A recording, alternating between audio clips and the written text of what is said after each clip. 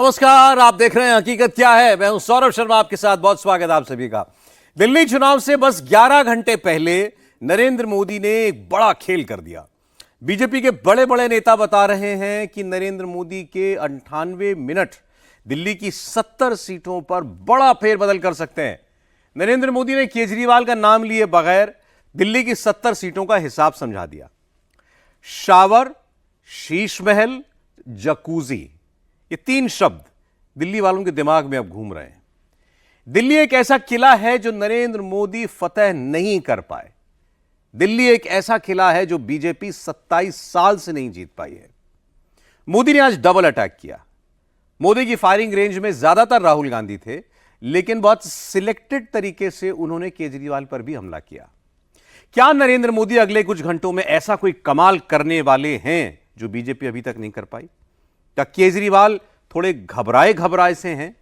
मोदी के भाषण के बाद दिल्ली की हवा क्या बदल गई है? आइए देखते हैं। दिल्ली में वोटिंग से 11 घंटे पहले मोदी ने कौन सा मास्टर स्ट्रोक चला है? दिल्ली में पहला वोट 663 मिनट के बाद पड़ेगा। मोदी ने उससे पहले ही विरोधियों को बहुत बड़ा झटका दे दिया है। मोदी ने ऐसा क्या किया है? देश के नाम प्रधानमंत्री का संबोधन हुआ है, वो भी दिल्ली में वोट पड़ने से ठीक पहले। जब ज्यादा बुखार चढ़ जाता है तब लोग कुछ भी बोलते हैं, लेकिन इसके साथ साथ ज्यादा हताशा, निराशा फैल जाती है तब भी बहुत कुछ बोलते हैं। कुछ नेताओं का फोकस घरों में जकूजी पर, स्टाइलिश शावर्स पर, जो लोग गरीबों की झोपड़ियों में फोटो सेशन कराकर अपना मनोरंजन करते रहते हैं, उन्हें संसद में गरीबों की बात बोरिंग ही लगेगी। मैं उनका गुस्सा समझ सकता हूं। कुछ लोगों में ये है ही नहीं। मोदी ने खुद ही प्लान बनाया, खुद ही फील्डिंग बिछाई और मोदी की ये बात न राहुल को समझ में आई न केजरीवाल को समझ में आई। तो क्या इस एक संबोधन से दिल्ली में मोदी की जीत का चांस अब बहुत हाई हो चुका है? क्या नरेंद्र मोदी ने 4 फरवरी को ही हवा का रुख पूरी तरह से बीजेपी की ओर मोड़ दिया है? ऐसे बम गोले फेंके गए, बंदूक की ऐसी गोलियां चलाई गई कि देशवासियों का जीवन छलनी कर दिया गया था। अर्बन नक्सल की भाषा खुलेआम बोल रहे हैं। पैसा का उपयोग हमने शीश महल बनाने के लिए नहीं किया। कुछ लोगों को अब जब एआई की बात होती है, कुछ लोगों को अब ये शब्द फैशन में है तो बोला जाता है। लोकसभा में राहुल के 44 मिनट पर नरेंद्र मोदी का एक मिनट कैसे भारी पड़ गया? मोदी ने ऑन कैमरा राहुल के सामने, इंडी अलायंस के हर नेता के सामने लोकसभा में 2025 की अपनी पहली पॉलिटिकल स्पीच में सबको चेकमेट कैसे किया? एक-एक करके सारे सवालों के जवाब आपको देंगे। दिल्ली में वोटिंग से पहले मोदी की इस स्पीच ने न सिर्फ राहुल और केजरीवाल के फैलाए फॉल्स नैरेटिव को तोड़ने का काम किया, बल्कि पूरा का पूरा मोमेंटम अब बीजेपी के साथ दिखने लगा है। और ये कैसे हो रहा है, इसे 1 बाय 1 समझिए। 2024 के लोकसभा चुनाव की ही तर्ज पर दिल्ली चुनाव में भी राहुल और केजरीवाल की पार्टी तरह तरह के प्रपंच फैला रही है। हर घंटे नए नए झूठ लेकर आ रही है।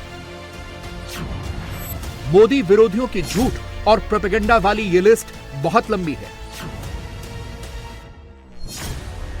इसमें ईवीएम है, वोटर्स की लिस्ट है, इसमें चुनाव आयोग है, भारत के चीफ इलेक्शन कमिश्नर हैं, इसमें जातिगत जनगणना है, इसमें संविधान है, इसमें महाकुंभ है। दिल्ली चुनाव से ठीक पहले नरेंद्र मोदी के खिलाफ 44 मिनट वाले हेट प्रोजेक्ट की लॉन्चिंग राहुल गांधी ने की थी।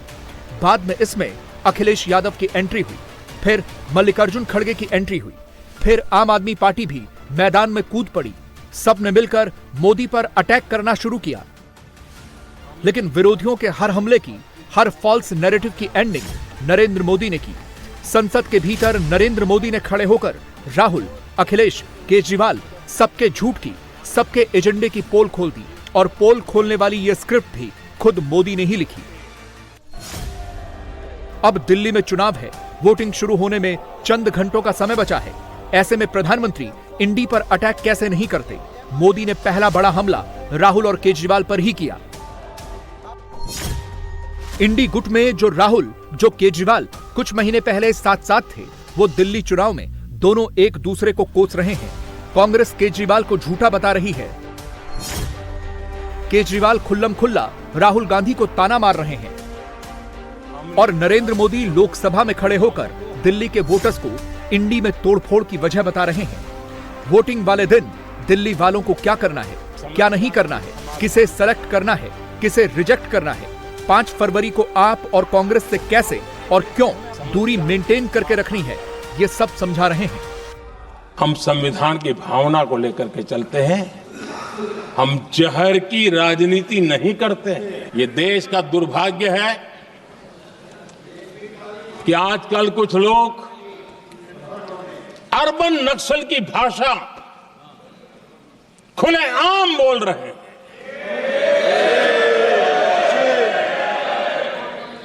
और अर्बन नक्सल जिन बातों को बोलते हैं, इंडियन स्टेट के सामने मोर्चा लेना, ये अर्बन नक्सल की भाषा बोलने वाले, इंडियन स्टेट के खिलाफ लड़ाई की घोषणा करने वाले न संविधान को समझ सकते हैं, न देश की एकता को समझ सकते हैं। पता नहीं देश को बांटने के लिए किस किस प्रकार की भाषाओं का प्रयोग किया जा रहा है। हताशा, निराशा पता नहीं उनको कहां तक ले जाएगी। सोमवार को लोकसभा में स्पीच के वक्त राहुल बार बार संविधान की लाल डायरी हाथों में लहरा रहे थे। वो उसे माथे पर लगाकर बार बार मोदी का मजाक उड़ा रहे थे, मोदी को ताना मार रहे थे, हर बार संविधान खतरे में है वाला नया डर फैला रहे थे। राहुल उधर एक शब्द बोलते, ये कहते कि हमने मोदी को 400 पार जाने से रोक दिया, संविधान को बचा लिया। इधर कांग्रेस वाला उसका प्रचार शुरू कर देते। राहुल को संविधान का सेवियर बताकर सोशल मीडिया पर खूब माहौल बनाने लगते। लेकिन राहुल को रत्ती भर अंदाजा नहीं था कि जब मोदी की एंट्री होगी, जब मोदी बोलना शुरू करेंगे, तो संविधान पर 400 पार पर राहुल के फैलाए जा रहे एक एक झूठ का पूरा कच्चा चिट्ठा खोल कर रख देंगे। मोदी ने बिल्कुल यही किया। राहुल के संविधान खतरे में है वाले झूठ को एक बार फिर पब्लिकली एक्सपोज कर दिया। 2014 में जब हम आए तब मान्य विपक्ष नहीं था, रिकॉग्नाइज्ड अपोजिशन पार्टी नहीं थी, उतने अंक भी लेकर के कोई नहीं आए थे। भारत के अनेक कानून ऐसे थे कि हमें पूरी स्वतंत्रता थी उस कानून के हिसाब से काम करने की। अनेक कमेटियां ऐसी थी जिसमें लिखा था लीडर्स ऑफ अपोजिशन उसमें आएंगे, लेकिन अपोजिशन था ही नहीं, रिकॉग्नाइज अपोजिशन नहीं था। ये हमारा संविधान जीने का स्वभाव था, ये हमारा संविधान का स्पिरिट था, ये हमारी लोकतंत्र की मर्यादाओं का पालन करने का इरादा था। हमने तय किया कि भले मान्य विपक्ष नहीं होगा, रिकॉग्नाइज अपोजिशन नहीं होगा, लेकिन जो सबसे बड़े दल का सब नेता है उसको मीटिंगों में बुलाएंगे। चुनाव आयोग की कमेटियां, आदरणीय अध्यक्ष जी, पहले तो प्रधानमंत्री फाइल करके निकालते थे। ये हम हैं जिसने अपोजिशन के लीडर को भी उस कमेटी में बिठाया है। अपने लिए तो सब करते हैं, खुद के लिए जीने वालों की जमात बहुत छोटी नहीं है। संविधान के लिए जीने वाले यहां बैठे हैं। नरेंद्र मोदी ने जब अपने भाषण की शुरुआत की, उस वक्त प्रियंका गांधी तो अपनी सीट पर मौजूद थी, लेकिन राहुल वाली कुर्सी खाली थी।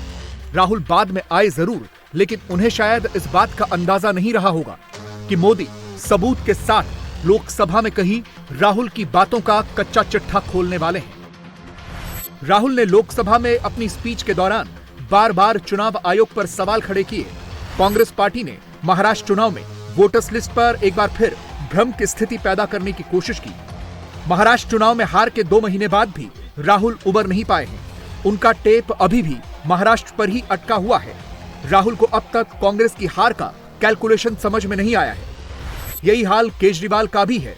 दिल्ली में वोटिंग से पहले वो ईवीएम करने लगे हैं। आम आदमी पार्टी का इकोसिस्टम चुनाव आयोग के खिलाफ अफवाह फैलाने लगा है। केजरीवाल सूत्र वाली कहानी फिट करके अभी से ये प्रोपेगेंडा फैलाने लगे हैं कि बीजेपी ने ईवीएम में 10% वोटों की गड़बड़ी कर दी है। लेकिन दिल्ली में पहला वोट पड़ने से ठीक पहले राहुल और केजरीवाल इन दोनों के झूठ का पर्दाफाश खुद मोदी ने कर दिया है, कैमरे पर आकर खुलासा कर दिया है। कुछ दल हैं जो लगातार युवाओं के साथ धोखा कर रहे हैं, उन्हें धोखा दे रहे हैं। ये दल चुनाव के दरमियान ये भत्ता देंगे, वो भत्ता देंगे, वादा तो करते हैं लेकिन पूरा नहीं करते हैं। ये दल युवाओं के भविष्य पर आपदा बनकर गिरे हुए हैं।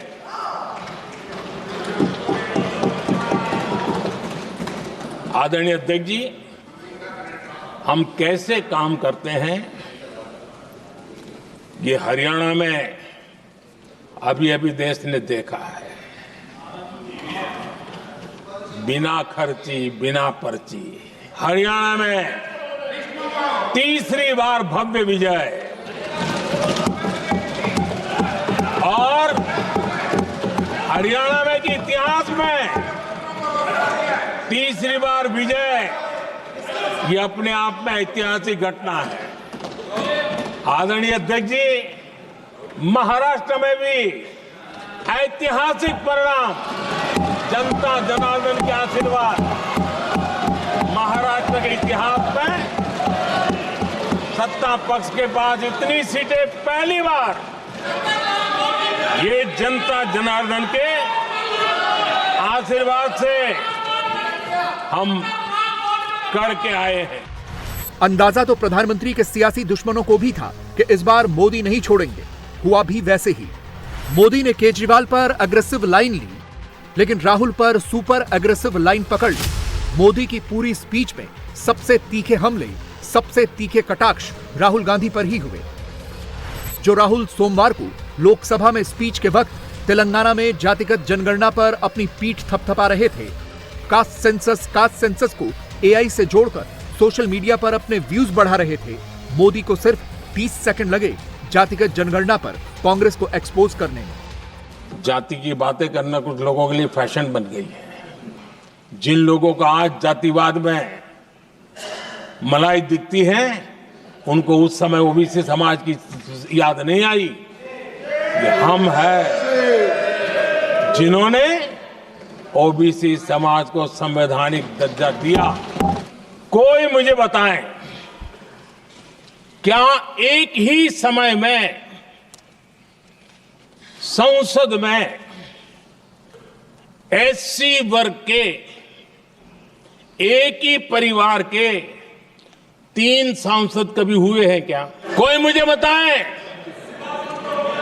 कि एक ही कालखंड में, एक ही समय में संसद में एसटी वर्ग के एक ही परिवार के 3 एमपी हुए हैं क्या? कुछ लोगों की वाणी और व्यवहार में कितना फर्क होता है, मेरे एक सवाल के जवाब में मिला।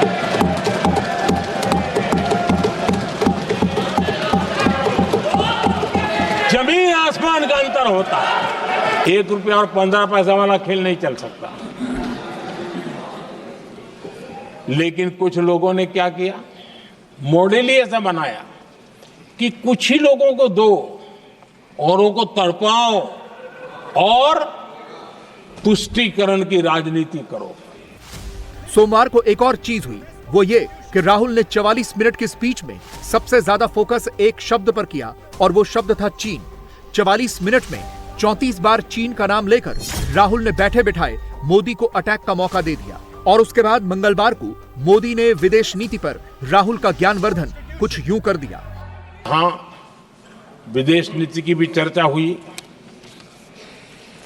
और कुछ लोगों को लगता है जब तक फॉरेन पॉलिसी नहीं बोलते तब तक वो मैच्योर नहीं लगते, इसलिए उनको लगता है फॉरेन पॉलिसी तो बोलना चाहिए फिर भले ही देश का नुकसान हो जाए। मैं ऐसे लोगों को जरा कहना चाहता हूं, अगर उन्हें सच में फॉरेन पॉलिसी सब्जेक्ट में रुचि है और फॉरेन पॉलिसी को समझना है और आगे जाकर के कुछ करना भी है, ये मैं शशि जी के लिए नहीं कह रहा हूं तो मैं ऐसे लोगों को कहूंगा, एक किताब जरूर पढ़े। हो सकता है उनको बहुत फिर कहाँ क्या बोलना उतनी समझ हो जाएगी। इस किताब में भारत के पहले प्रधानमंत्री और वो विदेश नीति को भी नेतृत्व करते थे, इस किताब में पंडित नेहरू और अमेरिका के तब के राष्ट्रपति जॉन एफ कैनेडी के बीच हुई चर्चाओं और निर्णयों का भी विस्तार से वर्णन है। जब देश ढेर सारी चुनौतियों का सामना कर रहा था, तब विदेश नीति के नाम पर क्या खेल हो रहा था, उस किताब के माध्यम से सामने आ रहा है। और इसलिए मैं कहूंगा कि जरा ये किताब पढ़िए। बजट वाले दिन को ही याद कीजिए, जब राहुल गांधी ने राष्ट्रपति की स्पीच को बोरिंग बताया था। सोनिया गांधी ने राष्ट्रपति के लिए पुअर लेडी जैसे शब्द का प्रयोग किया था। मोदी ने उसी दिन दिल्ली की पब्लिक रैली में गांधी परिवार पर आदिवासियों के अपमान को लेकर हमला किया था। मगर आज मोदी ने स्टांस बदला।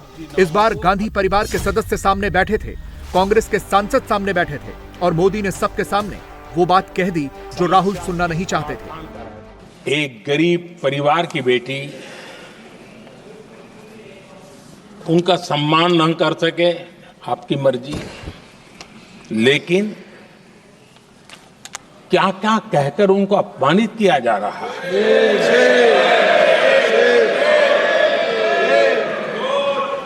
मैं राजनीति हताशा निराशा समझ सकता हूं, लेकिन एक राष्ट्रपति के खिलाफ क्या कारण है, क्या कारण है? एक लाइन में कहें तो राहुल गांधी के 44 मिनट पर नरेंद्र मोदी के 98 मिनट बहुत भारी पड़ गए। दिल्ली में वोटिंग से ठीक पहले मोदी ने केजरीवाल राहुल दोनों को अपने जाल में फंसा लिया। दिल्ली वालों को लोकसभा में खड़े होकर कल का मैसेज भिजवा दिया और 2029 से आगे का प्लान भी मोदी ने आज ही समझा दिया। और आदरणीय अध्यक्ष जी, मैं विश्वास से कहता हूं, हमें और बड़े लक्ष्य पार करने और हम करके रहेंगे। और माननीय अध्यक्ष जी, ये तो अभी हमारी तीसरी ही टर्म है।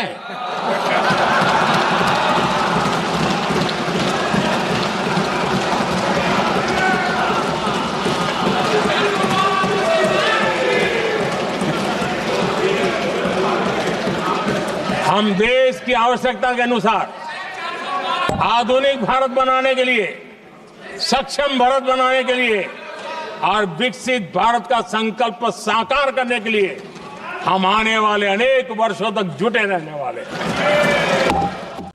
अखिलेश यादव महाकुंभ का आंकड़ा बताकर महाकुंभ पर सियासत कर रहे हैं और बड़े जबरदस्त तरीके से कर रहे हैं।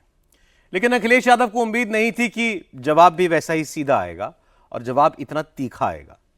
संसद में बैठे योगी के विरोधी आज प्रयागराज के रास्ते उन्हें घेरना चाहते थे, लेकिन योगी ने सीधे प्रयागराज पहुंचकर अखिलेश यादव को घेर लिया। महाकुंभ में क्या हुआ? क्या किसी ने अफवाह फैलाई? किसने गिनती छिपाई? किसी ने हवा बनाई? सच्चाई क्या सामने आई और पूरी सच्चाई क्या सामने आई? ये सारी बातें जानने के लिए ये रिपोर्ट देखिए। एक तरफ तो जो लोग डिजिटल डिजिटल डिजिटल अध्यक्ष महोदय कहने को थकते नहीं हैं, लेकिन जब कुंभ में इतना बड़ा हादसा हो गया है तो यही सरकार डिजिट नहीं दे पा रही है। क्या महाकुंभ भगदड़ में मौत के असली आंकड़े गायब कर दिए गए? अखिलेश का दावा, कितनी सियासत कितनी हकीकत? मैं महाकुंभ में दिवंगत लोगों को श्रद्धांजलि देता हूं, जिन्होंने आज हजारों की संख्या में वहां पर अपनी जान दी है कुंभ मेला। क्या महाकुंभ में भगदड़ के दौरान 30 नहीं हजारों मौतें हुई? खड़गे का दावा, कितनी सियासत कितनी हकीकत?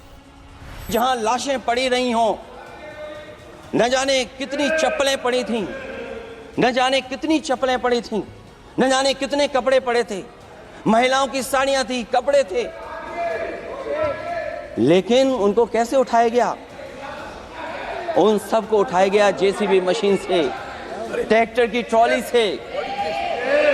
उनसे उठा करके कहां फेंका कोई नहीं जानता, लेकिन जब उनको लगा कि वहां से बदबू आ रही है तो यही सरकार के लोग छिपाने लगे हैं। क्या मारे गए श्रद्धालुओं की डेड बॉडी को जेसीबी से उठाकर फेंका गया? अखिलेश का दावा, कितनी सियासत कितनी हकीकत? सनातन धर्म के खिलाफ सुपारी लेकर के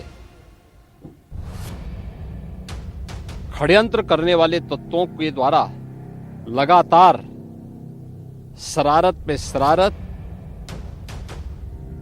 करते हुए झूठ के और असत्य के नित नए प्रतिमान भी गढ़े जा रहे हैं।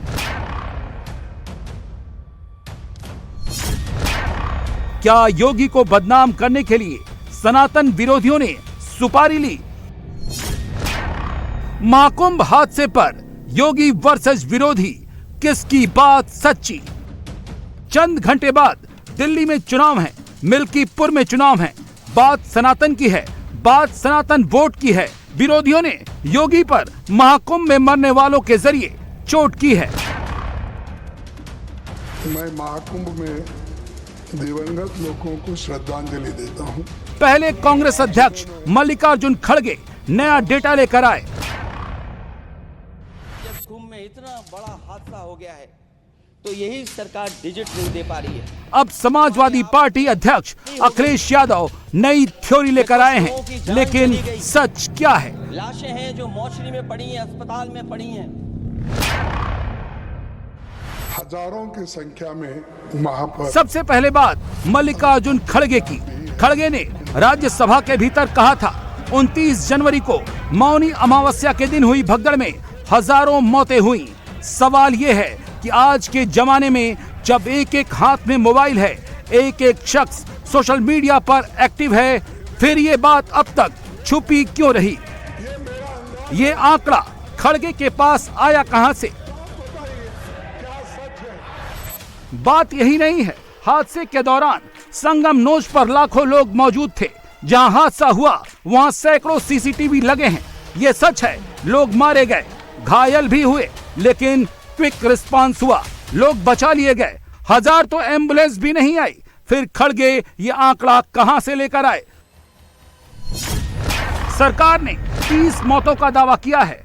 खड़गे ने 30 को 100 भी नहीं किया, 300 भी नहीं किया, सीधे 100 गुना कर दिया। मैं महाकुंभ में दिवंगत लोगों को श्रद्धांजलि देता हूं, जिन्होंने आज हजारों की संख्या में वहां पर अपनी जान दी है कुंभ मेला।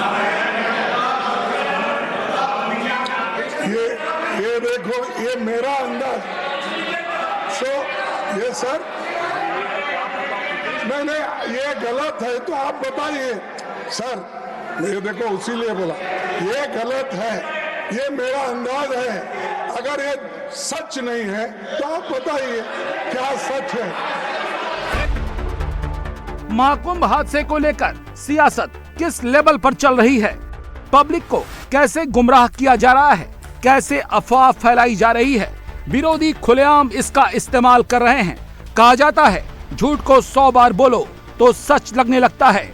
चंद घंटे बाद वोटिंग है। क्या इनके पीछे योगी के सियासी विरोधियों की सनातन वोट लेने की सेटिंग है? फिलहाल जब आरोप लगे तो इसका जवाब खुद मुख्यमंत्री योगी आदित्यनाथ ने आकर दिया है।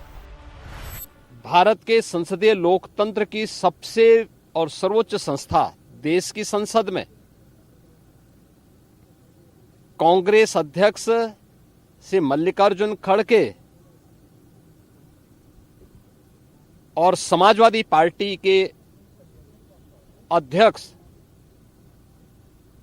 श्री अखिलेश यादव का वक्तव्य इस ओर सबका ध्यान आकर्षित करता है। ये दोनों वक्तव्य न केवल इनके सनातन धर्म विरोधी चरित्र को उजागर कराता है, बल्कि इनकी उस गिद्ध दृष्टि की ओर भी सबका ध्यान आकर्षित करता है, जो लगातार इस महाकुंभ के खिलाफ पहले दिन से दुष्प्रचार कर रहे हैं। इनका यह बयान न केवल सनातन धर्म पर प्रहार है, बल्कि निंदनीय भी है और शर्मनाक भी। कांग्रेस अध्यक्ष का यह कहना कि प्रयागराज कुंभ में मौनी अमावस्या के दिन हजारों लोग मर गए, हमें अफसोस होता है एक इतना वरिष्ठ नेता, कांग्रेस देश की जो सबसे पुरानी पार्टी है, उसके अध्यक्ष से अपेक्षा की जाती है कि वो एक मर्यादित बयान देश की संसद में रखें, और इतना गुमराह करने वाला बयान, झूठ पे झूठ। ऐसे ही समाजवादी पार्टी के अध्यक्ष का बयान एक प्रतिस्पर्धा दोनों दलों में है, कौन कितना सनातन विरोधी वक्तव्य दे सके। राष्ट्रपति के अभिभाषण पर चर्चा होनी थी, लेकिन विरोधी महाकुंभ का चैप्टर क्यों खोल रहे हैं? वजह साफ है, कल के चुनाव में सनातन वोट को ये खोज रहे हैं। 1000 का आंकड़ा सिर्फ खड़गे लेकर नहीं आए। उद्धव के सेनापति संजय राउत तो मौत का एग्जैक्ट डेटा लेकर आ गए। संजय राउत रहते मुंबई में हैं, संसद जब चलता है तब दिल्ली में रहते हैं, लेकिन महाकुंभ में हादसे में कितनी मौत हुई उसका पूरा फिगर इनके पास है। जब ये भगदड़ हुई 5-6 दिन पहले, तब कहा गया कि ये भगदड़ नहीं हुई, अफवाह है, ये अफवाह है। ये उम्मीद शंकराचार्य ने भी कहा है। सरकार की तरफ से अगर कहा जाता है कि यह अफवाह है और लोग मारे जा रहे हैं, तो ये बहुत ही गंभीर विषय है। 30 लोग मारे गए, यह आंकड़ा क्या सच है? 30 लोग मारे गए, सिर्फ यह आंकड़ा सच है? आप छुपाओ मत, जो सच है वो सामने लाइए। अगर 30 नहीं, एक भी मारा गया है तो वो मनुष्यवध है और उसके लिए हम जिम्मेदार हैं। अगर ये किसी और राष्ट्र में होता तो वहां के प्रधानमंत्री का इस्तीफा लिया होता, वहां के मुख्यमंत्री का इस्तीफा लिया होता। लेकिन जो आंकड़े हैं, जो हमने देखा है, आंखों देखा हाल है कि 2000 से लोग भी मारे गए हैं। नहीं, आप जो फिगर आप कह रहे हैं, और सरकार ये बात छुपा रही है, तो आपको सब्सटेंशिएट करना पड़ेगा। सरकार को बताना पड़ेगा, आज शाम तक उनको बताना पड़ेगा फिगर। माननीय संजय जी, आपको फिगर बताना पड़ेगा जो भी आप कह रहे हैं। दरअसल विरोधियों को इस बार लगा कि महाकुंभ हादसे के बाद मोदी से ज्यादा योगी में स्कोप है और महाकुंभ हादसे को उठाने में ही वोट की होप है, लिहाजा उन्होंने योगी को टारगेट करना शुरू कर दिया। लेकिन विरोधियों में भी इसकी होड़ लगी है। महाकुंभ को लेकर सबसे बड़ा आरोप अखिलेश यादव ने लगाया।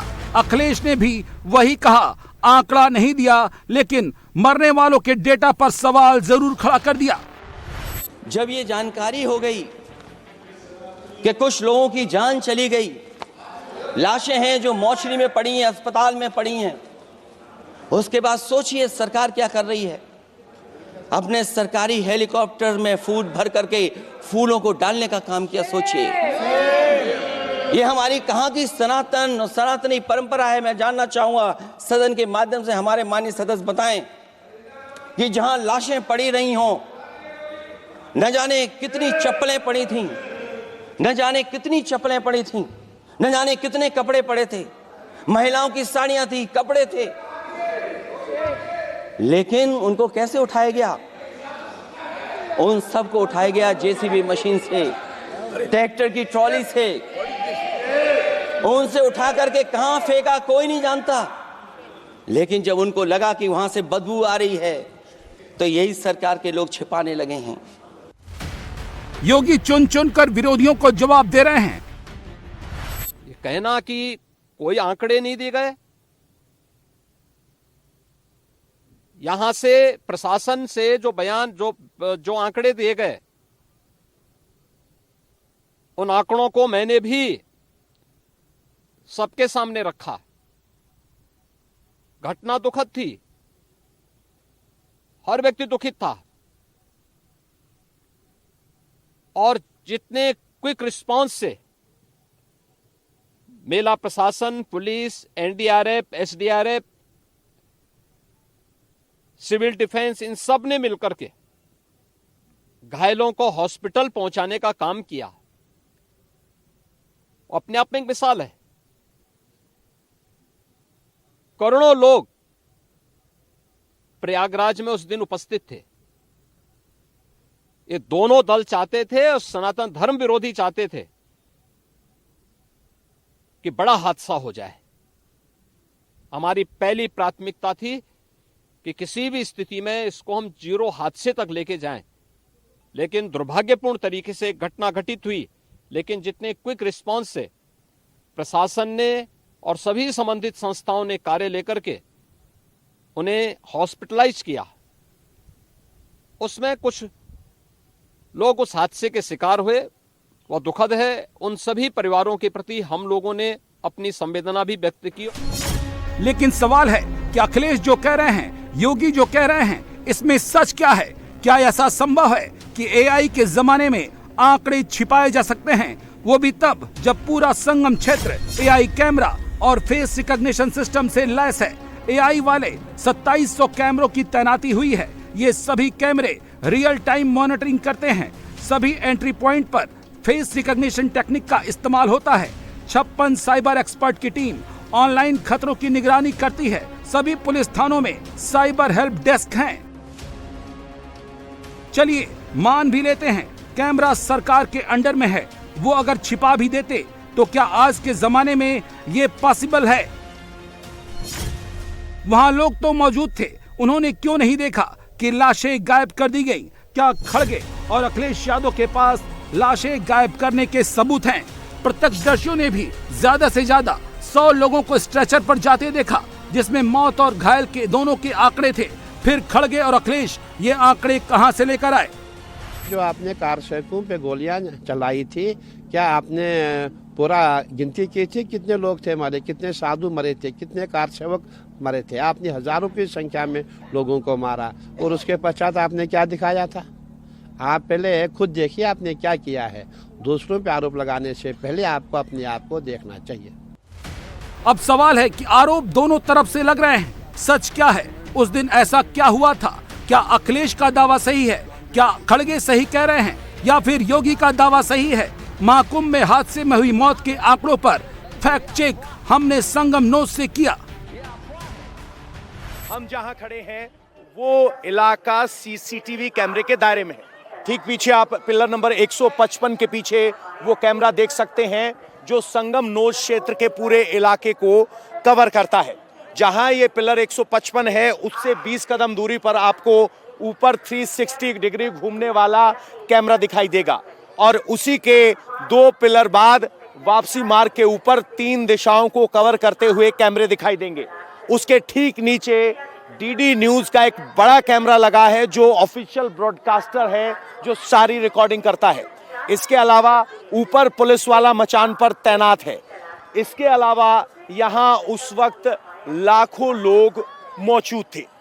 भगदड़ में मौत कैसी हुई, कितनी हुई, इसको लेकर जुडिशियल इंक्वायरी का भी ऐलान हो चुका है। जरूर ये सीसीटीवी फुटेज भी उस जुडिशियल इंक्वायरी के दायरे में होगी और जब राजनीतिक बहस अपने चरम पर है तो सवाल ये भी कि क्या इन सीसीटीवी फुटेज को जारी किया जाएगा, क्योंकि अगर इन सीसीटीवी फुटेज को जारी किया जाता है तो कैमरे की निगाह से निष्पक्ष तथ्य सामने होंगे और राजनीतिक बहस पीछे। अखिलेश यादव के दावे की पड़ताल करते करते हम पिलर नंबर 187 पर पहुंचे। यहाँ जिस ऊंचाई पर 180 डिग्री वाला कैमरा इंस्टॉल है, वहां से संगम नोज की एक एक गतिविधि को देखा जा सकता है। अब सवाल है कि इतने इंतजाम के बाद और इतने लोगों के बीच क्या यह संभव है कि जेसीबी से लाशों को फेंका गया हो और उसका कोई फुटेज ना हो।